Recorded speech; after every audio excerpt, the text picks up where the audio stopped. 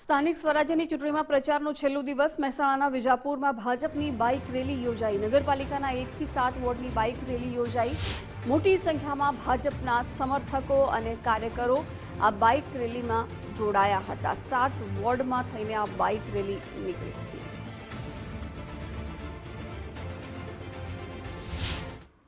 મહેસાણા જિલ્લા પંચાયતની ચૂંટણી અને વિજાપુર તાલુકા પંચાયતની ચૂંટણી તેમજ વિજાપુર નગરપાલિકાની ચૂંટણીમાં પ્રજા કેસરિયા રંગે રંગાઈ છે।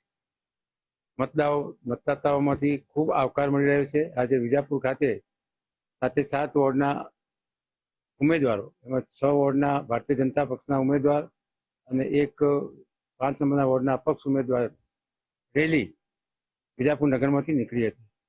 વિજાપુર નગરમાંથી નીકળેલ ભાજપની રેલીમાં ભાજપના લોકોને, ભાજપના કાર્યકરોને વિજાપુરની જનતાએ ખૂબ આવકાર આપ્યો છે અને મને વિશ્વાસ છે કે ખૂબ મોટું મતદાન થશે।